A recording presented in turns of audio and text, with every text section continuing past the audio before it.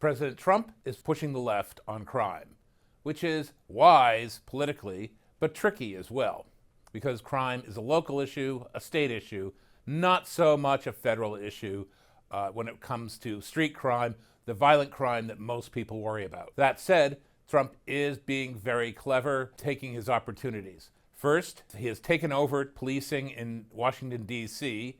for a month, maybe longer if Congress lets him, and is also calling for his attorney general to identify areas that have passed cashless bail, which he says is a baneful policy, and he's right, and look at taking federal law enforcement grants away from those states and cities. Let's be clear, his D.C. move is entirely legal. Washington, D.C., under the Constitution, is controlled by the federal government, controlled by Congress. Congress has given it some home rule for the last few decades, but it's very limited.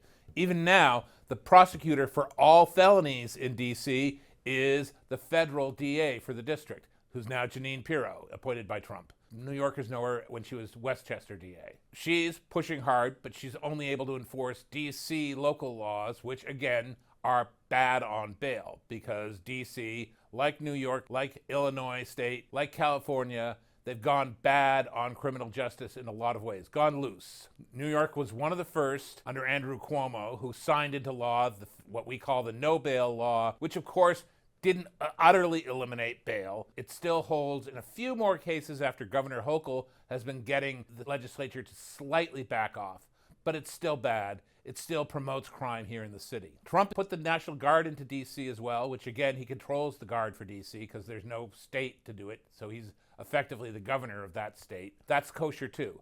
It's going to be a little trickier for him to send the Guard into Chicago or Baltimore or New York. In fact, it's pretty clear he shouldn't send it into New York unless something terrible happens, because New York is getting crime under control.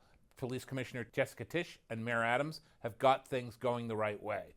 Not as safe as it was before the pandemic, doesn't feel as safe, but a lot of that has to do with things that the police can't control, because the state has taken away their power to move homeless along, to take crazy people off the streets, put them in, if not jail, into commitment, to do something with these public threats. And again, all that is up to our state lawmakers to fix. What Trump is doing by pushing the issue with his talk of how cashless bail is terrible is forcing Democrats to defend it nationally, not just in areas where they control the terms of debate. Up in Albany, they just don't listen when people tell them the truth about it. They just look at bogus stats that their own people come up with, and they ignore the facts.